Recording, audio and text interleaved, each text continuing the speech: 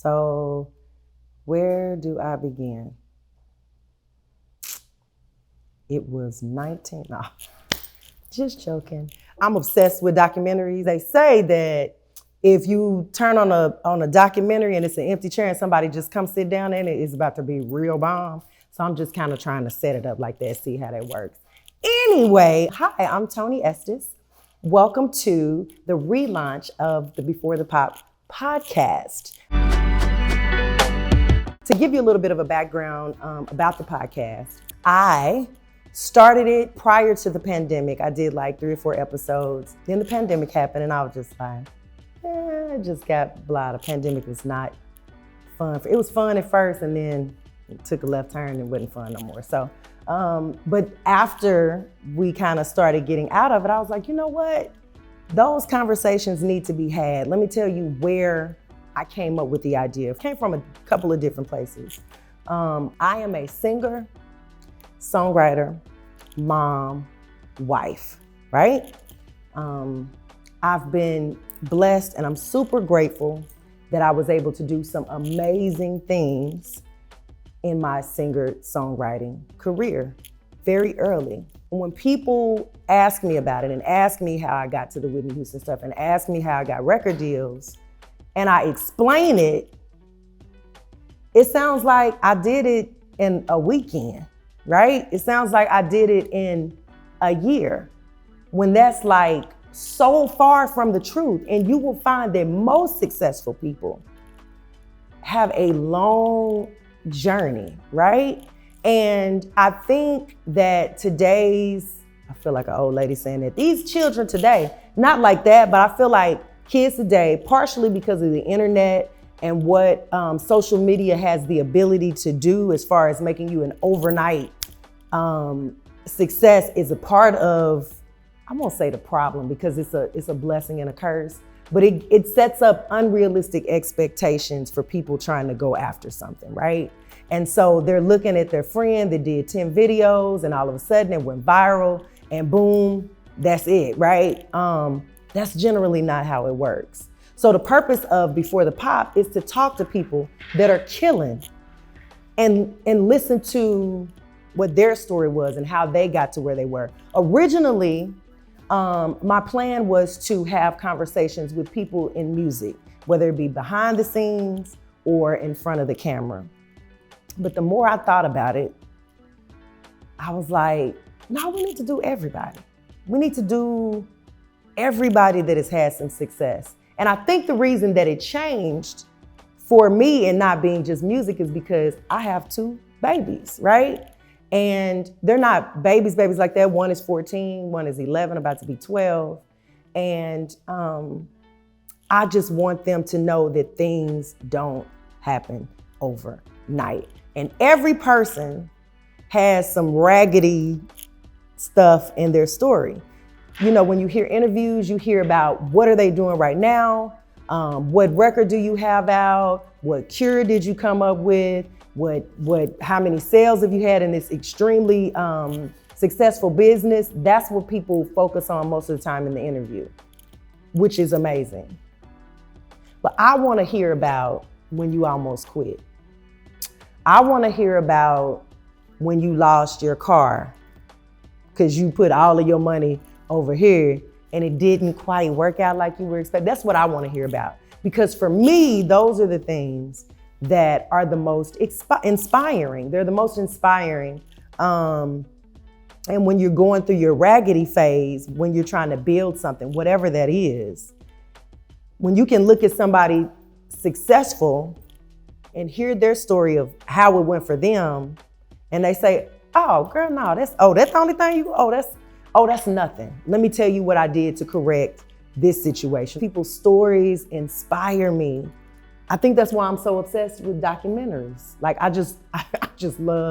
love a bunch of important information. I also love like kind of useless information too. But I think that's super duper important to talk to people that have done something great in their field. I have a bunch of doctor friends. Tell me what it was like going through medical school. I have a bunch of attorney friends. My son wants to go to law school. Tell me what the law school process is like.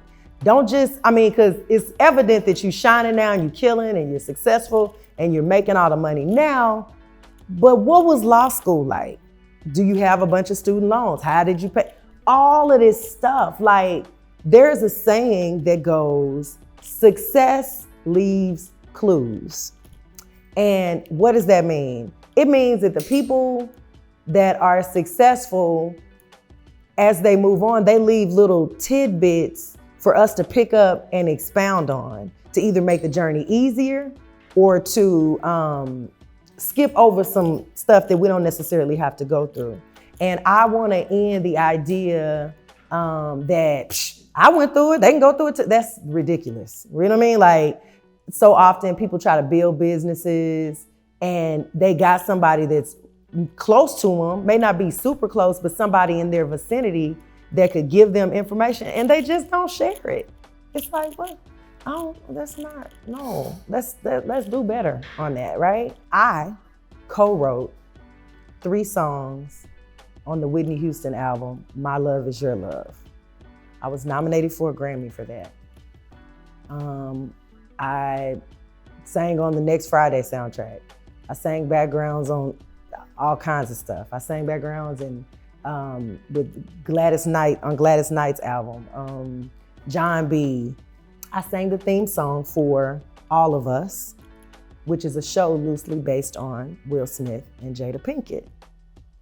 So I've done, and I've done a lot of other things. I can't remember half the stuff I've done, right? It's not odd for me to hear something like, what is this? I'm like, oh, that's me, like randomly in the grocery store, right? Random, right?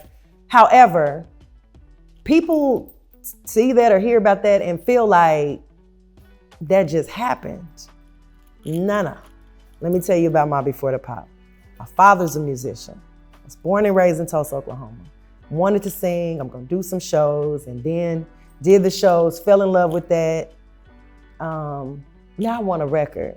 I did my first demo at 12, and I did a song by Donny Hathaway called Love, Love, Love. It might just be called Love, but love, love, love. Why'd it take so long to come to me? Oh, baby. Ooh, and his rich, just dope, right? Did that when I was 12. Did several demos after that. Working, doing shows. I did every possible thing I could do in my town, right? And I had, like we sent a demo. That was back when tapes were, like cassette tapes. Do the demo, had a cassette tape. We put together this package. My dad took some pictures. My friend's mama was a photographer. We put this whole package together and mail it to all the record companies, right? And what would happen is record companies would call us back and be like, oh, this is dope. We're so interested. Andre Harrell, which is Uptown Record, just a legend, right? Called my house and talked to my dad. And he was like, oh yeah, we love this, yada, yada, yada, trying to get it going. And, kind of like, just like this Anita Baker. He was saying all of this stuff and my daddy was like, okay, so you do know she's 14, right? He gets quiet on the phone like, huh? It's like, she's just 14. Because my voice sounded like it sounded when I was 14, nobody really knew what to do with me. It's like, she a little kid, she sound grown, but nobody know what to do with me. So that was a little discouraging, right? So we pushed and pushed and pushed and pushed. Went to LA, did demos. My first demo was a song that was written by Babyface and John, and Babyface had demoed it. So I had, on my first demo in LA, Babyface was singing backgrounds on my demos. Huh? Where they do that at, right? So a lot of times it could feel like, oh, this is gonna be it. This is it. It still took a couple years after that, right? I got signed 2 or 3 months before I graduated high school, which was like, oh my God. And if anybody that's in the music business that know, and probably a bunch of other genres, it always feels like, oh, this is gonna be it. Oh, we about to blow up. Like what I say, like that was the thing, right? It felt like, oh, here we go. Child, I had that record deal for a couple years. They changed regimes a few times. The first president was like, oh, she's incredible. The second president was like, oh yeah, she's really good. The third president was like, she all right. Some years go by. I happened to work with Rodney Jerkins, and we were all coming up at the same time. Like when I was 19, Rodney was 19. Like everybody was teenagers. We were all just sparkles in our eyes and doing the Hollywood thing together. And he approached me about writing for Whitney Houston. And that's how I got the Whitney Houston stuff. From the time I was 6, I was obsessed with Whitney Houston, but it took years on years on years on years on years to actually get to that. Then after that, I got another deal. Then the Friday soundtrack. It's a long journey. It don't happen overnight. Anybody to tell you it happens overnight, question them. Ask them more questions, because it just does not happen overnight. When me and my husband first got married, he was still working like a regular job. He was working for someone else, and he wanted to start a business.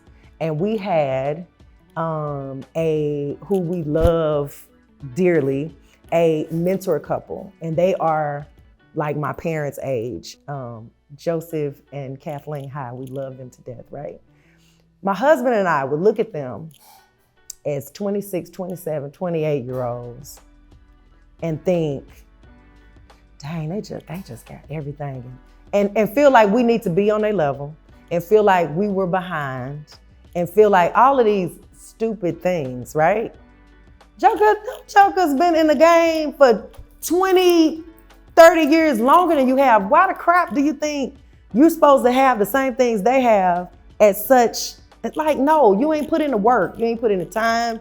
You haven't done it yet, right? And now I get tickled by it, because I'm like, oh, that's their youth talking to just youth to have you just on some bull and have you stressed out. I'm gonna tell you a couple things that I know for sure. You're not too late. I don't care how old you are, right? It's not too late. You can do it whenever you decide to. Be encouraged. Success is usually not this smooth. Oh, and I just did this and I just pulled up to the doors. It's like all up under the thing. When you finally get there, your wig is crooked, your shirt is toe up, but you made it, right? And that's what Before the Pop is about. I want to encourage people. I want to give people information that will help create their blueprint. I just want to inspire people. That's the whole point of this. That even though they're shining, you see people shining that are doing what you want to do ultimately, they had to go through some stuff to get there. And so you're not alone. Ask questions, do all the things that you need to do, but just know that you're not by yourself. Anybody that's killing felt like they was being killed probably at one point, you know what I'm saying? Follow us on Instagram, For the Pop on Instagram. Follow my YouTube page, which is the Toni Estes channel on YouTube. And there will be a playlist with nothing but the Before the Pop episodes. Yeah, it's gonna be fun. If you have somebody that you wanna be on the show, inbox me. You can inbox me, or you can inbox the Before the Pop podcast Instagram page. You can shoot us an email, whatever, and let us know somebody that's doing dope things, that has a dope story, so I can talk to them. Yeah, so I hope you enjoy it. I'm excited. Subscribe, like, and share, and let's get this party started. All right, see you soon. Bye.